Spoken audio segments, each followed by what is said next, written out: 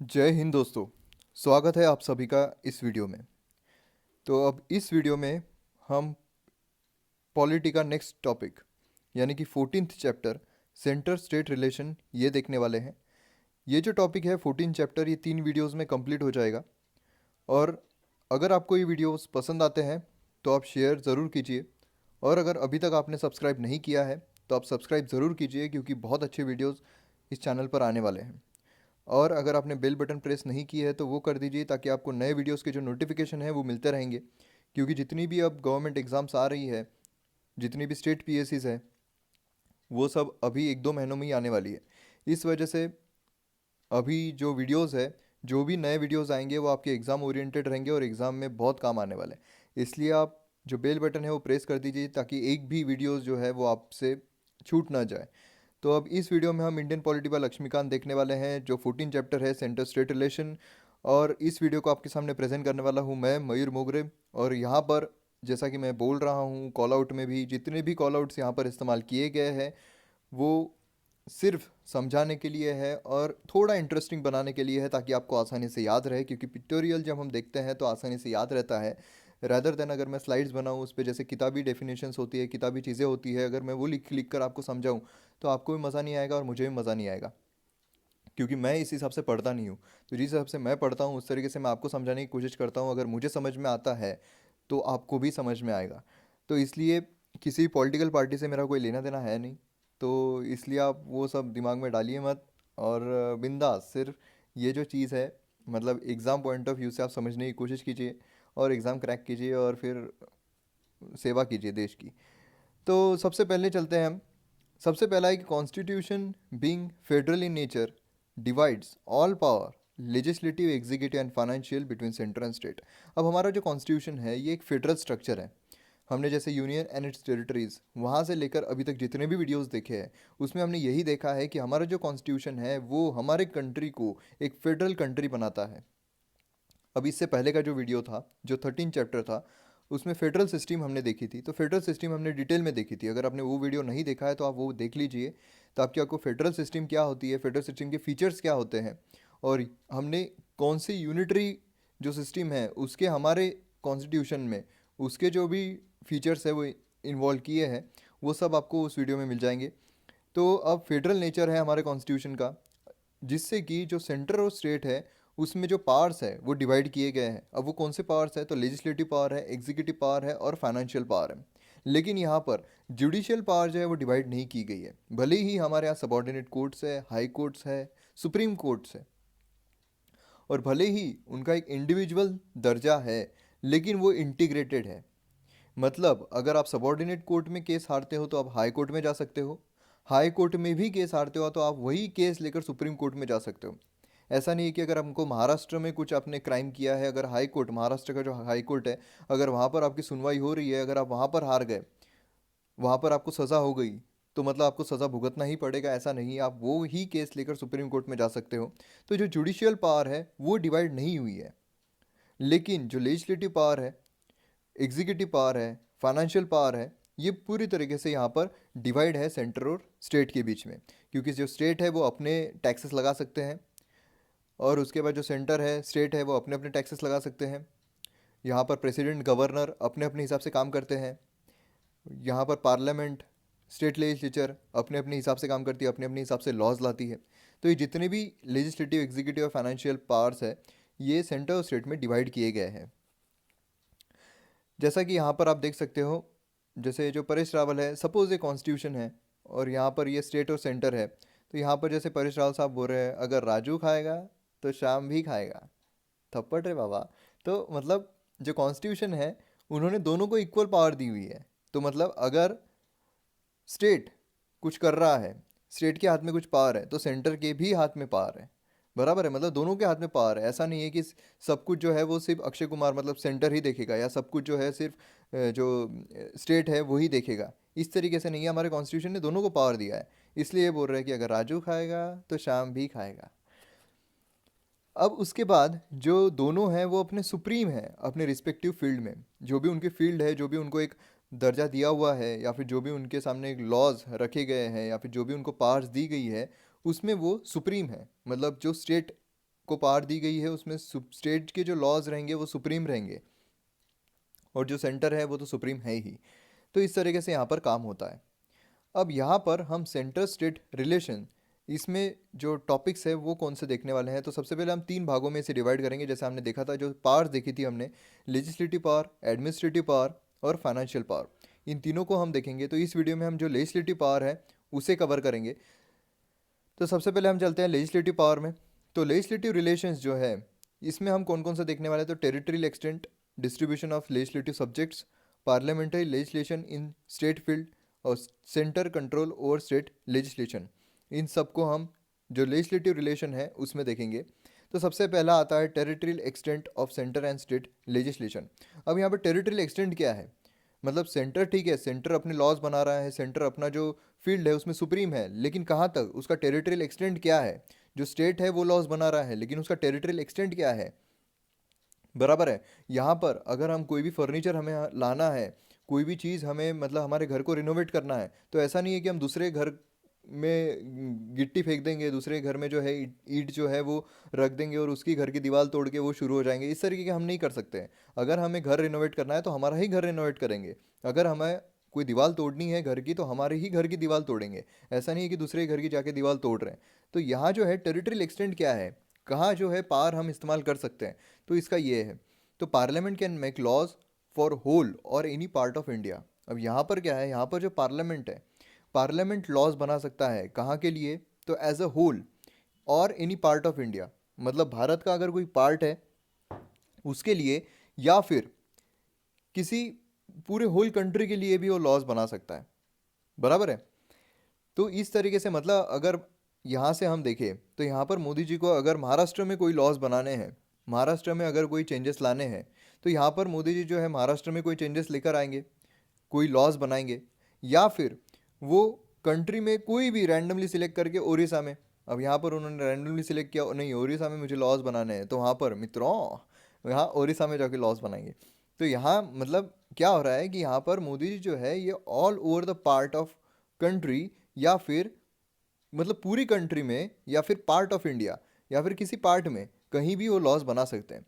लेकिन वही अगर योगी जी जो है, अब योगी जी उत्तर प्रदेश में लॉज ला रहे हैं, अब वो महाराष्ट्र के लॉज ला सकते हैं क्या, तो नहीं ला सकते। क्यों नहीं ला सकते, क्योंकि वो स्टेट के सीएम है, चीफ मिनिस्टर है, बराबर है। मोदी जी जो है वो प्राइम मिनिस्टर है, वो पूरे देश के हैं, भारत के प्राइम मिनिस्टर है।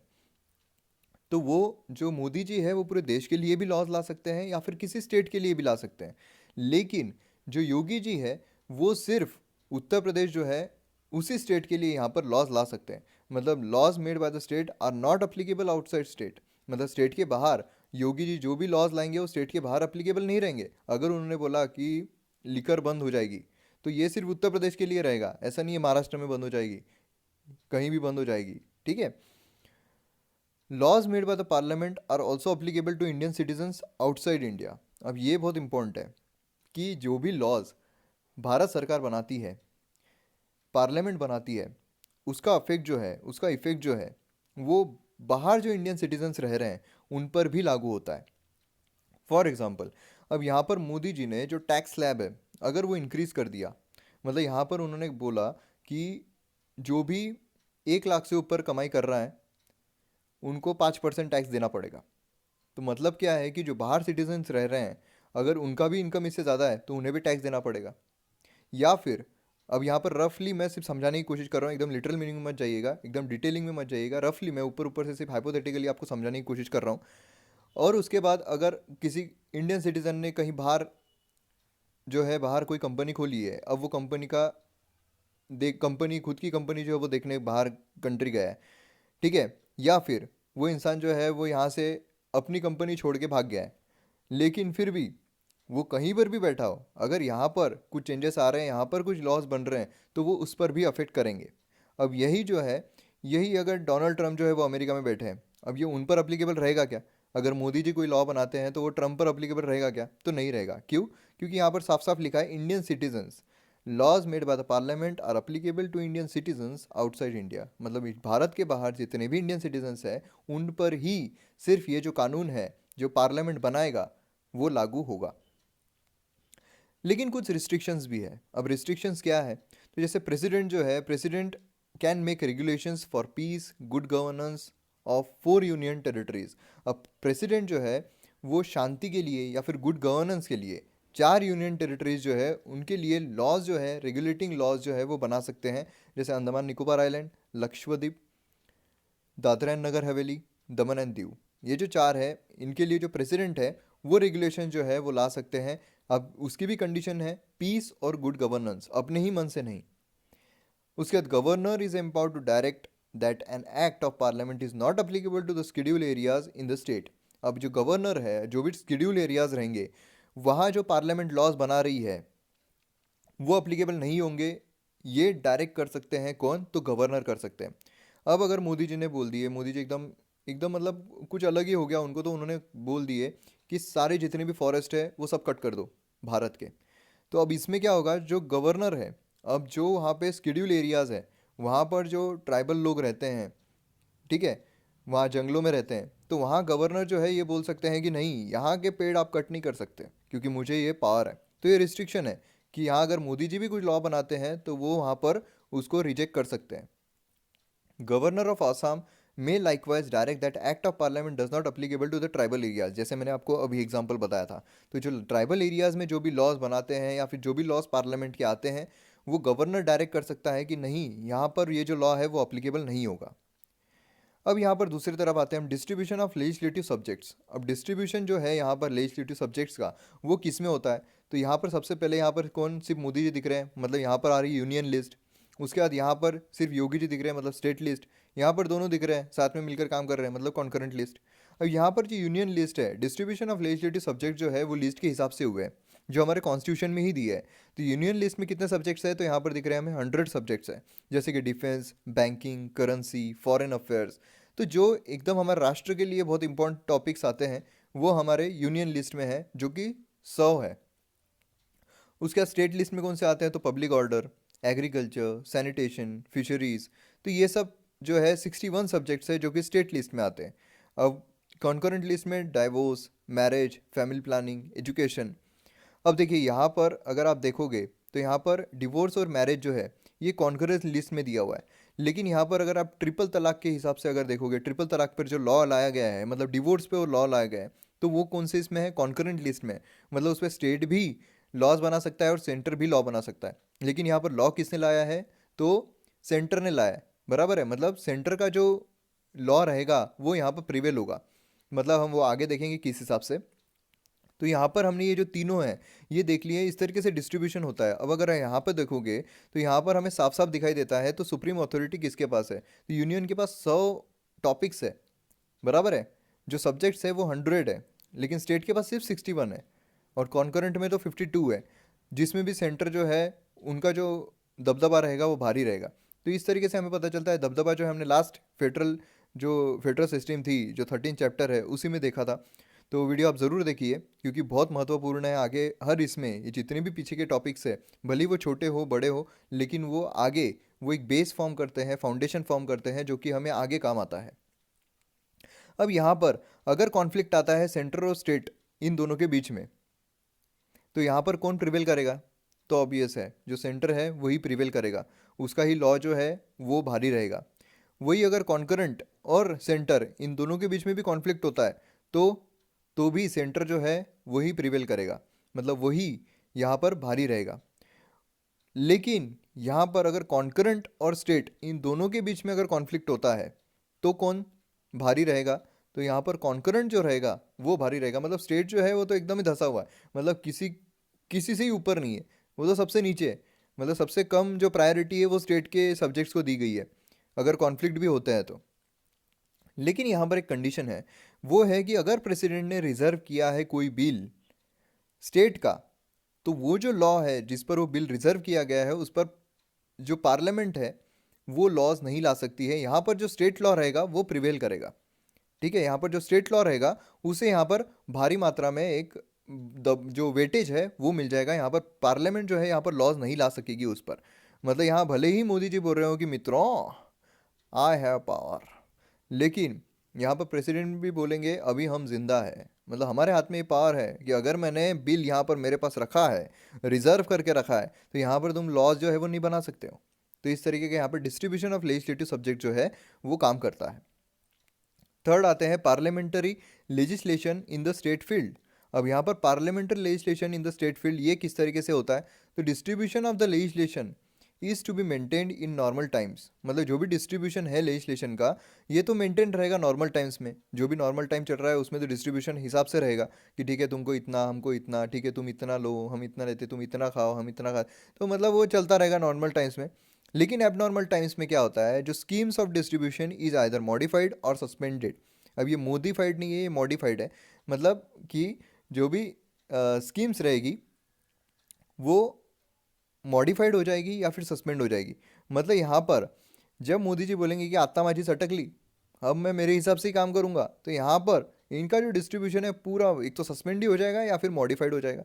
ठीक है, अब ये कब होगा, when Rajya Sabha passes a resolution. मतलब यहाँ पर बोलने का मतलब क्या है कि यहाँ पर जो यूनियन लिस्ट है, बराबर, यूनियन लिस्ट पे कौन लॉज बना सकता है, तो पार्लियामेंट बना सकती है। स्टेट लॉ पे कौन बना सकता है, स्टेट लेजिस्लेचर बना सकती है। लेकिन यहाँ पर अगर पार्लियामेंट का दिमाग खराब हो गया, मोदी जी का दिमाग खराब हो गया, बोले आता माझी सटक ली, तो यहाँ पर जो स्टेट लिस्ट है उसके भी जो सब्जेक्ट्स है उस पर भी जो पार्लियामेंट है वो लॉ बना सकती है। मतलब समझ रहे हो आप, मतलब यहाँ पर स्टेट जो है उसको तो सबसे कम प्रायोरिटी मिल ही रही है, स्टेट जो है उसके सब्जेक्ट्स को सबसे कम प्रायोरिटी मिल रही है, लेकिन उसमें भी पार्लियामेंट चाहे तो स्टेट लिस्ट के सब्जेक्ट्स है उस पर भी लॉ बना सकता है। अब वो कब कब बना सकता है, तो सबसे पहला यहाँ पर जो आ रहा है वो है when Rajya Sabha passes a resolution. मतलब कि when Rajya Sabha declares that it is necessary in the national interest that the parliament should make laws on the matter in the state list, then parliament gets the power. यहाँ पर जब Rajya Sabha declare करता है कि national interest के लिए, ये बहुत इंपॉर्टेंट वर्ड है, नेशनल इंटरेस्ट के लिए जब पार्लियामेंट को स्टेट सब्जेक्ट जो है उस पर लॉ बनाना चाहिए, तब पार्लियामेंट के पास ये पावर आ जाती है कि वो लॉज बनाएगा। अब राज्यसभा जब डिक्लेयर कर रहे हैं, मतलब क्या है, यहाँ पर अरुण जेटली साहब राज्यसभा में है, उन्होंने डिक्लेयर कर दिया कि यहाँ पर हमें जो है नेशनल इंटरेस्ट के लिए स्टेट लिस्ट में जो सब्जेक्ट है उस पर भी लॉ बनाना है, तो यहाँ बना सकते हैं क्या, तो नहीं, सिर्फ अकेले के बोलने से नहीं होगा।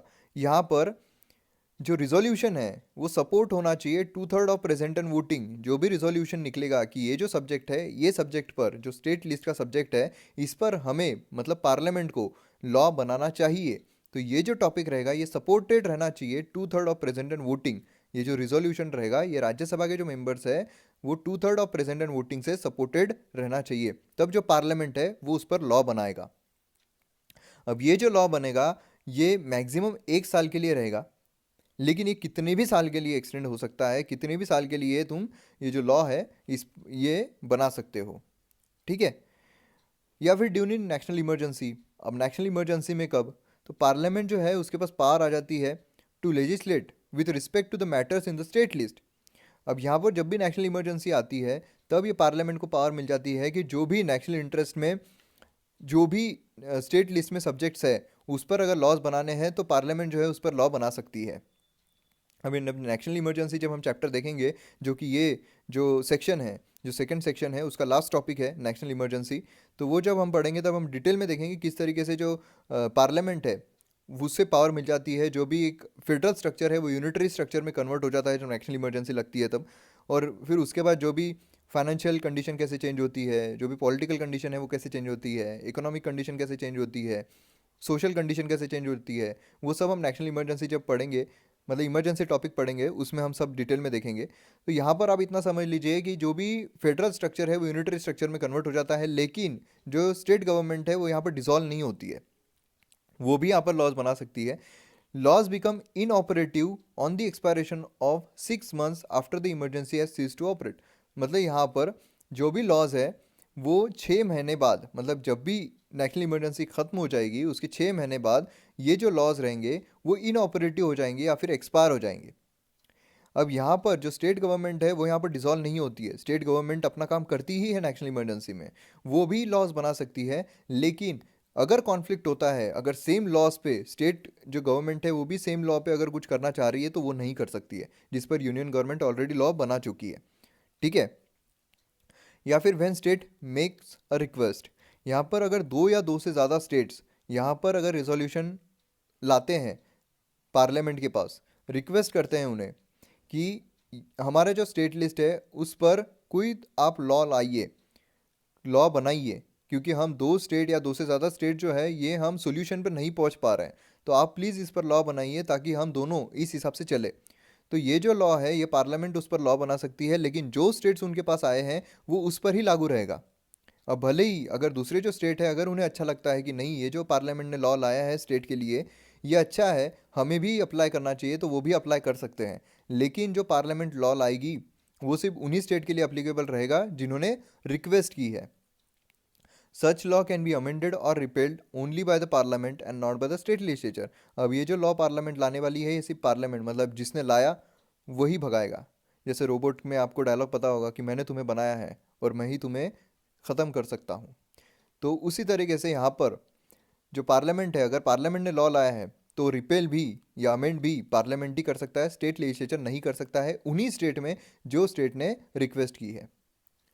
To implement the international agreement, अगर कोई इंटरनेशनल अग्रीमेंट होता है उसे इम्प्लीमेंट करने के लिए तो ऑब्वियसली अगर कोई इंटरनेशनल अग्रीमेंट है, अगर ट्रम्प के साथ हम कोई डील कर रहे हैं, अगर ट्रम्प चाह रहे हैं कि उनका जो भी बिजनेस होगा वो महाराष्ट्र में ओपन करना चाहते हैं, ठीक है, तो अब वो इंटरनेशनल ट्रीटी के हिसाब से मुझे सिक्योरिटी चाहिए, मैं उतने कमांडोज जो है यहाँ पर लेके आऊँगा, मेरे पूरे सोल्जर जो है वो पूरे सिर्फ एक महाराष्ट्र स्टेट जो है उसी की रखवाली करेंगे, जितने भी अमेरिका के सोल्जर्स हैं सब यहाँ आ जाएंगे और महाराष्ट्र की रखवाली करेंगे। तो ये मतलब हाइपोथेटिकली आपको समझाने की कोशिश कर रहा हूँ, जो इंटरनेशनल अग्रीमेंट्स होते हैं, जो भी इंटरनेशनल अग्रीमेंट हो, ये सारे जो है वो मोदी जी खुद ही करेंगे। ऐसा नहीं है फिर महाराष्ट्र के चीफ मिनिस्टर है फडणवीस साहब उनको बोलेंगे कि ये करना चाहिए नहीं करना चाहिए फिर वो स्टेट लेजिस्लेचर में रिजोल्यूशन पास करेंगे, ऐसा नहीं होगा। मोदी जी जो है वो इंटरनेशनल अग्रीमेंट जितने भी रहेंगे उसके लिए खुद अपने हिसाब से कोई भी स्टेट के लिए यहाँ पर लॉज बना सकते हैं। The parliament can make laws on any matter in the state list for implementing international treaties। बराबर है। तो यहाँ पर पुलिस जो है, पुलिस किन के अंडर में आता है, स्टेट लिस्ट के अंडर में आते हैं। लेकिन यहाँ पर ट्रम्प साहब ने अगर यहाँ पर जितनी भी पुलिस है वो हमें चाहिए, ये काम के लिए चाहिए, अगर हम यहाँ पर ये सब लाते हैं तो यहाँ पर मोदी जी जो है वो डिसीजन लेंगे। तो इस तरीके से यहाँ पर काम होता है ड्यूरिंग प्रेसिडेंशियल रूल। अब यहाँ पर जो प्रेसिडेंशियल रूल लगता है मतलब वो भी जब इमरजेंसी टॉपिक हम पढ़ेंगे उसमें प्रेसिडेंशियल रूल डिटेल में देखेंगे। तो यहाँ पर प्रेसिडेंशियल रूल लगता है तब भी पार्लियामेंट जो है वो एम्पावर्ड रहती है, जो भी स्टेट लिस्ट में सब्जेक्ट है वो उस पर लॉ बनाने के, और वो भी जब तक प्रेसिडेंशियल रूल लगा हुआ है तब तक ही लॉ बना सकती है, उसके बाद नहीं बना सकती है। लॉज जो है continues to be operative even after presidential rule. Presidential rule जो है वो ख़त्म होने के बाद भी यहाँ पर जो लॉ है वो कंटिन्यू रह सकता है, लेकिन यहाँ पर जो स्टेट लेजिस्लेचर है वो यहाँ पर रिपेल कर सकती है, अल्टर कर सकती है जो भी लॉज पार्लियामेंट ने बनाए हैं उस पर। अब लास्ट आता है हमारा central control over state legislature. अब यहाँ पर सेंट्रल कंट्रोल किस तरीके से होता है स्टेट लेजिस्लेचर पर, जो भी लिस्ट हमने देखी थी उसमें कैसे सेंट्रल जो है वो कंट्रोल करता है। तो गवर्नर जो है वो रिजर्व करके रख सकते हैं certain type of bill pass bye the state legislature for consideration of president. मतलब यहाँ पर जो गवर्नर है वो रिजर्व करके रख सकते हैं कोई टाइप के बिल, अगर उन्हें लगता है वो प्रेसिडेंट के पास भेज सकते हैं। बराबर है। अगर हम पार्लियामेंट जब हम देखेंगे उसके बाद जब स्टेट लेजिस्लेचर हम देखेंगे आगे के जो टॉपिक्स है उसमें हम देखेंगे जो गवर्नर है उनके पास क्या है कि गवर्नर के पास अगर कोई एसेंट के लिए अगर कोई बिल आता है तो वो क्या कर सकते हैं, वो खुद के पास रख सकते हैं या फिर वो प्रेसिडेंट के पास भी कंसिडरेशन के लिए भेज सकते हैं। बराबर है। अब एक बार प्रेसिडेंट के पास वो बिल चला गया तो वो गवर्नर का कोई भी उसमें हस्तक्षेप नहीं रह सकता है, उसमें जो लॉज रहेगा जो भी चेंजेस रहेंगे वो सब प्रेसिडेंट जो है वो डिसाइड करेंगे। तो यहाँ पर प्रेसिडेंट के कंसिडरेशन के लिए गवर्नर जो है वो रिजर्व करके रख सकते हैं बिल। मतलब यहाँ पर क्या हो गया, यहाँ पर स्टेट का जो फेडरल स्ट्रक्चर है वो डिस्ट्रॉय हो गया, यहाँ पर यूनिटरी फीचर हो गया, क्योंकि यहाँ पर जो भी डिसीजन लेंगे अब कौन लेंगे, तो प्रेसिडेंट लेंगे। उसके बाद bill on certain matter in the state list can be introduced only with the prior permission of the president. यहाँ पर जो भी बिल्स रहेंगे, कुछ ऐसे बिल्स हैं स्टेट लिस्ट में भी अगर उनमें चेंजेस लाना है तो इंट्रोड्यूस जो करेंगे वो स्टेट लेजिस्लेचर में, वो उसके लिए भी प्रेसिडेंट की प्रायर परमिशन लगेगी। अब यहाँ पर प्रेसिडेंट की परमिशन लग रही है मतलब क्या है कि यूनियन की परमिशन लग रही है। बराबर है। यहाँ पर भी जो फेडरल जो एक इंडिपेंडेंसी है वो यहाँ पर नष्ट हो रही है। President can direct the state to reserve money bill and any other financial bill passed by the state legislature during financial emergency। अब यहाँ पर ये भी हम इमरजेंसी टॉपिक में देखेंगे कि फाइनेंशियल इमरजेंसी लगने के बाद क्या क्या चेंजेस होते हैं, कैसा रेवेन्यू सिस्टम जो है पूरे तरीके से अफेक्ट हो जाता है।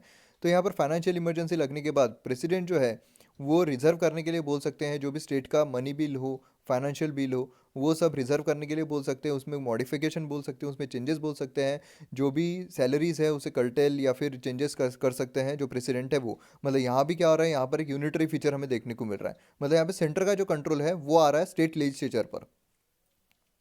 मतलब यहाँ पर हमें क्या देखने को मिलता है कि जो यूनियन है, भले ही हमारे यहाँ फेडरल स्ट्रक्चर है, लेकिन यहाँ पर यूनियन जो है वो काफ़ी तरीके से सुपीरियर है, स्ट्रांग है। क्योंकि यहाँ पर जो यूनियन लिस्ट है उसमें तो यूनियन ही बनाएगा, उसमें स्टेट जो है हस्तक्षेप नहीं कर सकता है। जो कॉन्करेंट लिस्ट है उसमें भी दोनों बना सकते हैं, लेकिन अगर यूनियन ने बोल दिया नहीं यही, तो फिर वही लॉ बनेगा जो यूनियन बोलेगा। और स्टेट लिस्ट भी, इसमें भी कुछ कंडीशंस है जिसमें स्टेट लिस्ट में भी जो यूनियन है वो लॉज बना सकता है, लेकिन ऐसी कोई कंडीशन नहीं है जिसमें यूनियन लिस्ट में जो सब्जेक्ट्स दिए हैं उसमें स्टेट जो है वो लॉज बना सके। इसलिए इससे क्या पता चलता है जो सुप्रीम है वो कौन है, तो यूनियन जो है वो सुप्रीम है यहाँ पर। बराबर है, इसलिए सेंट्रल कंट्रोल भी यहाँ पर मिलता है स्टेट लेजिस्लेचर के ऊपर भी। तो इस तरीके से हमारे जो लेजिस्लेटिव रिलेशंस है, जैसे territorial extent, distribution of legislative subjects, parliamentary legislation in the state field और central control over state legislation, ये पूरी तरीके से हमने कवर कर लिया है। अब इसके बाद नेक्स्ट इसमें हम जो एडमिनिस्ट्रेटिव रिलेशंस है वो कवर करेंगे। अब ये सब जो है हम नेक्स्ट टॉपिक नेक्स्ट वीडियो में कवर करेंगे। तो अगर आपको ये जो वीडियो है ये पसंद आता है, अगर आपको लगता है कि ये वीडियोस जो है आपको हेल्प कर रहे हैं, तो ये वीडियो को इतना स्प्रेड कीजिए ताकि जो ये विलेज में जो बच्चे होते हैं जो कोचिंग क्लासेस अफोर्ड नहीं कर सकते हैं, तो उन तक ये वीडियो पहुंचना चाहिए, ताकि सिर्फ पैसों के वजह से या फिर कोचिंग क्लासेस न लगाने की वजह से अपना जो ड्रीम है वो सेक्रीफाइस ना करें। तो इसे एक रिवोल्यूशन बनाइए ताकि जो क्वालिटी एजुकेशन है हम हमारे देश में स्प्रेड कर सके, ताकि हमारा भी जो देश है वो एजुकेशन फील्ड में कहीं कम न रहे। और जो क्वालिटी जो डिग्रेड होने की बातें चल रही है, जो एजुकेशन फील्ड में हमारी जो क्वालिटी है वो डिग्रेड होती जा रही है, पूरा जो एजुकेशन सिस्टम है एक बिजनेस बन चुका है। हर कोई जो स्कूल्स है कॉलेजेस है वो सिर्फ पैसे कमाने के लिए एक बिजनेस ओरिएंटेड कॉलेजेस यहाँ पर खुल रहे हैं, स्कूल्स खुल रही है। तो ये सब जो है जहाँ क्वालिटी जो है वो पूरी डिग्रेड होते जा रही है, तो हमें क्वालिटी फिर से यहाँ पर लानी है और क्वालिटी एजुकेशन हर तरीके से हर तरफ से लोगों तक पहुँचाना है। इसलिए सिर्फ यही चैनल का नहीं, बाकी भी जो चैनल है, काफ़ी ऐसे चैनल है, काफ़ी एजुकेशनल चैनल है जो कि बहुत अच्छे से क्वालिटी जो है वो प्रोवाइड करते हैं, क्वालिटी एजुकेशन प्रोवाइड करते हैं। तो उनकी भी जो वीडियोस है वो भी आप बहुत ज़्यादा शेयर कीजिए। अगर किसी का भी वीडियो आपको लगता है, कोई भी एजुकेशन चैनल का आपको वीडियो लगता है कि वो क्वालिटी एजुकेशन प्रोवाइड कर रहे हैं, तो आप उनके वीडियोस जो है वो भी शेयर कीजिए, ताकि हर इंसान तक क्वालिटी एजुकेशन जो है वो प्रोवाइड हो। तो मिलते हैं अगले वीडियो में। जय हिंद।